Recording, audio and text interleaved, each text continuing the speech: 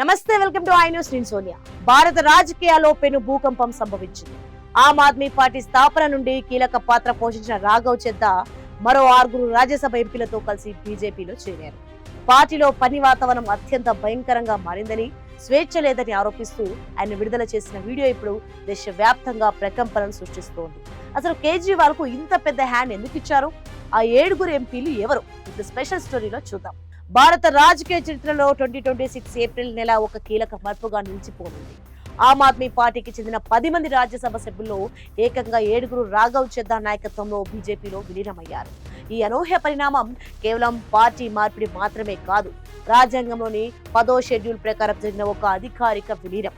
పార్టీని విడిన వారిలో రాఘవ్ చెద్దాతో పాటు సందీప్ పాఠక్, అశోక్ మిట్టల్, మాజీ క్రికెటర్ హర్భజన్ సింగ్, స్వాతి మలివాల్, విక్రమ్జిత్ సాహ్ని, రాజేందర్ గుప్తా వంటి హేమీలు ఉండటం గమనార్హం. ఈ భారీ రాజకీయ కుదుపు తర్వాత రాఘవ్ చెడ్డా ఒక వీడియో సందేశాన్ని విడుదల చేశారు. అందులో ఆయన చేసిన వ్యాఖ్యలు ఆమ్ ఆద్మీ పార్టీ నాయకత్వాన్ని ఉక్కిరి బిక్కిరి చేస్తున్నాయి. ఆమ్ ఆద్మీ పార్టీలో పనిచేసే వాతావరణం అత్యంత భయంకరంగా మారిందని, పార్టీ ఇప్పుడు కొందరు అవినీతి పరుల చేతుల్లో బద్దీ అయిపోయిందని ఆయన ఆవేదన వ్యక్తం చేశారు. తనకు పార్లమెంట్ లో కూడా మాట్లాడే స్వేచ్ఛ లేకుండా చేశారని, సొంత పార్టీనే తన గొంతు నొక్కేందుకు ప్రయత్నించిందని సంచలన ఆరోపణలు కూడా చేశారు. సరైన వ్యక్తి తప్పుడు పార్టీలో ఉన్నట్లు తనకు అనిపించిందని ఆయన పేర్కొనడం ఇప్పుడు దేశవ్యాప్తంగా చర్చనీయాంశమైంది. ఇక రాజ్యసభలో 10 మంది సభ్యులున్న ఆమ్ ఆద్మీ పార్టీ బలం ఇప్పుడు కేవలం 3కి పడిపోయింది. విలీనమైన ఈ 7 ఎంపీలతో కలిపి రాజ్యసభలో బీజేపీ బలం 113కి చేరింది.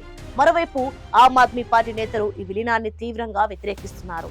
దీనిని ప్రజాస్వామ్య హత్యగా అభివర్ణిస్తూ ఎంపీలపై అనర్హత వేటు వేయాలని రాజ్యసభ చైర్మన్ కు ఫిర్యాదు కూడా చేశారు. అయితే 3/2 మంది సభ్యులు విడిపోయి మరో పార్టీలో చేరినప్పుడు వారిపై అనర్హత వేటు పడదని చట్టం చెబుతోంది.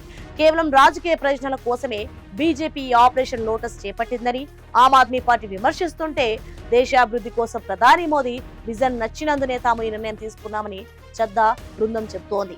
శీష్ మహల్ వివాదం, పార్టీ సిద్ధాంతాల నుండి పక్కకు పోవడం వంటి అంశాలే తమను పార్టీ విడుదల చేశాయని వారు ఆరోపిస్తున్నారు.